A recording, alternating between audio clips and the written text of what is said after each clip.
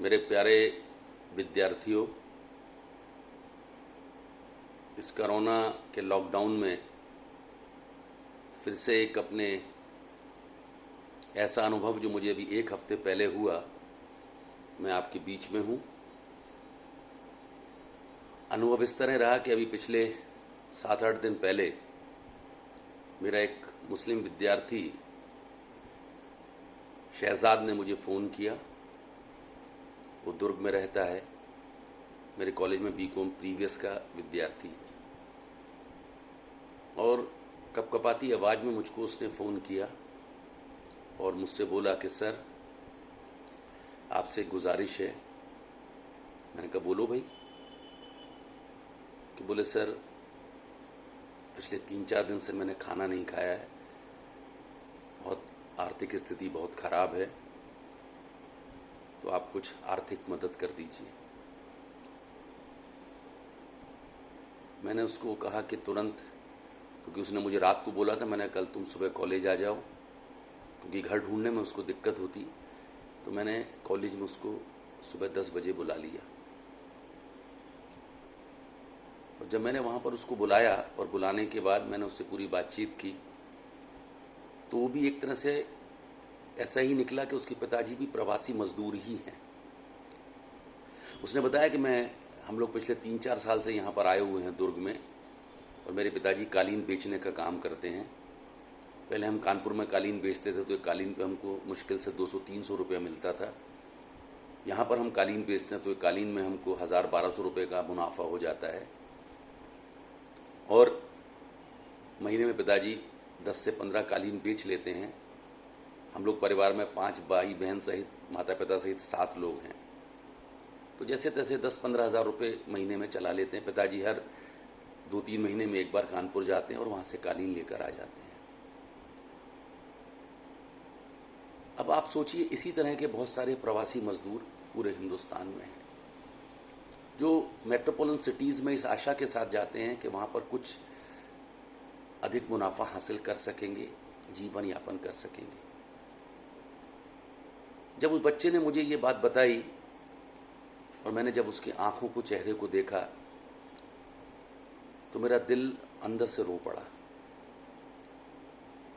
मैंने तुरंत जो मैं सोच कर गया था मैंने वो राशि उसको दे दी, और उसने तुरंत मेरे पैर छुए। उसके बाद पैर छूने के बाद वो इतना बिलख कर रोआ, इतना जोर से रोआ, और उसके रोने की उस भावना की वजह से मैं उसी दिन वीडियो बनाना चाहता था, लेकिन मैं खुद अंदर से इतना टूट चुका था, इतना भावुक दौर से गुजर रहा था कि मुझे आज वीडियो बनाने में 6-7 दिन लग गए, कि जिससे मैं वीडियो के सामने आकर मजबूती के साथ उस विचार को, उस बात को, उस भावना को रख सकूं। बताइए, जो मजदूर हमारे घर को सजाने के लिए कालीन देता है, हमारे घर को सुंदर बनाता है, वही उस कालीन का उपयोग नहीं कर पा रहा है। बॉम्बे, दिल्ली, कलकत्ता, इंदौर में जो प्रवासी मजदूर हैं, बड़े बड़े अपार्टमेंट्स बनाते हैं, बहुत बड़े बड़े प्रोजेक्ट्स में काम करते हैं, लेकिन वो झोंपड़ी में रहते हैं। आज जब कोरोना हुआ और वो वापस घर पर लौटे, तब हमारी समझ में ये बातें सब आ रही हैं। कितने हुनरमंद ये लोग हैं और कितने बेबसी के शिकार हैं। मेरा कहने का मतलब, मेरा समझाने का पर्पस आपको यही है कि हम कौन सी अर्थव्यवस्था की बात करते हैं, हम कौन से सम्मान की बात करते हैं, हम किस ताजमहल की बात करते हैं, हम किस लाल किले की बात करते हैं। हमारे देश में विरासत में ये कला मौजूद रही है। आज भी बढ़ई दूसरे लोग, ऐसे बहुत सारे लोग जो बहुत सारे काम करते हैं, उनके पास कोई डिग्री नहीं है, लेकिन इतने हुनरमंद हैं कि हम दांतों तले उंगलियां दबा लेते हैं। मैंने हमेशा कहा है और मेरा हमेशा से ये मानना रहा है कि अब इस दौर से गुजरने के बाद देश की सरकार को इस तरफ ध्यान देने की बहुत सख्त ज़रूरत है, बहुत सख्त ज़रूरत है। आपको ये फैसला करना पड़ेगा कि आपका दृष्टिकोण किस तरह से मानवीय है।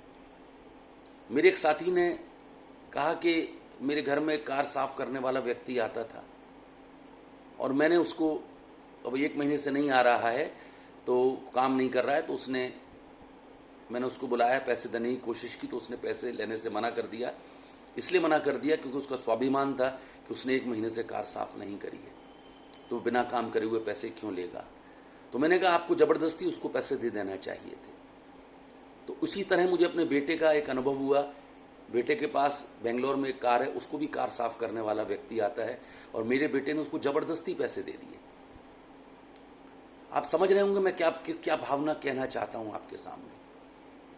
मेरा मोची है, मेरा गार्ड है, मेरा सफाई कर्मी है, मेरा प्रेस वाला है, मेरे बहुत सारे ऐसे लोग हैं जो महीने में हम जिनको कुछ ना कुछ देते हैं क्योंकि वो हमारा काम करते हैं। अब लॉकडाउन पीरियड में वो लोग नहीं हैं, नहीं आ रहे हैं, उनको हमने काम नहीं दिया तो हमको पैसा देना चाहिए।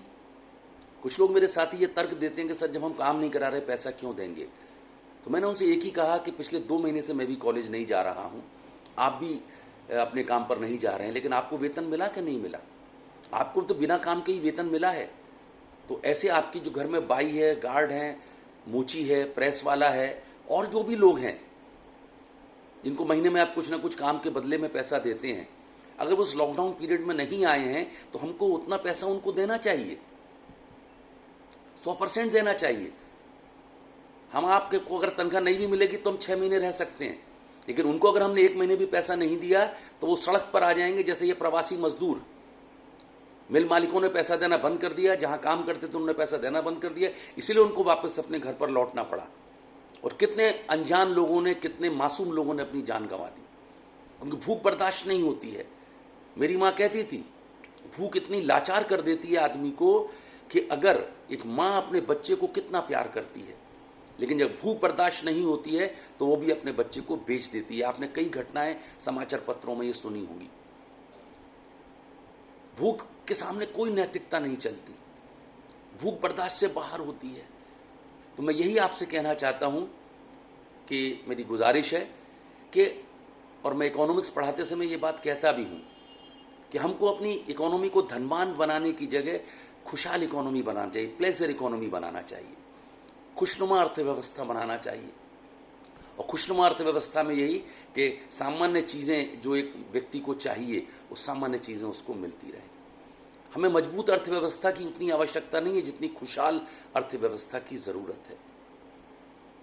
इस पर सोचिए, इस पर विचार करिए और गहराई से अध्ययन करिए इस बात का, गहराई से सोचिए इस बात के ऊपर कि हम, ये समय आ गया है, इसने हमको मजबूर किया है कि हम आज जब जिस तरह से प्रवासी मजदूरों की समस्या और मेरे मुस्लिम विद्यार्थी ने जिस तरह की समस्या मेरे सामने रखी, मेरे लिए बहुत दुखदाई है। आप जानते हैं कि मुस्लिम धर्म के अंदर अल्लाह के अलावा किसी के सामने नहीं झुका जाता। वो मुस्लिम विद्यार्थी ने मेरे पैर छू लिए। मैं अपराध बोध से ग्रस्त हो गया कि भूख आदमी से क्या नहीं करवा लेती है। मेरी आप सबसे गुजारिश है, सबसे मेरा प्रार्थना है, बहुत दिल से मैं अपने विद्यार्थियों से अपील कर रहा हूँ कि अपने आसपास जो भी ऐसे लोग हैं उनके अंदर स्वाभिमान है, आप ढूंढकर उनकी मदद करिए। ये समय पैसा काटने का नहीं है, ये समय दिल दुखाने का नहीं है। और आज आप ऐसा करेंगे तो ये आपकी आदत में शुमार हो जाएगा, और जब आपकी आदत में शुमार हो जाएगा फिर देखिएगा कि आप कितने खुश इंसान होंगे, कितने खुश रहने वाले व्यक्ति बनेंगे।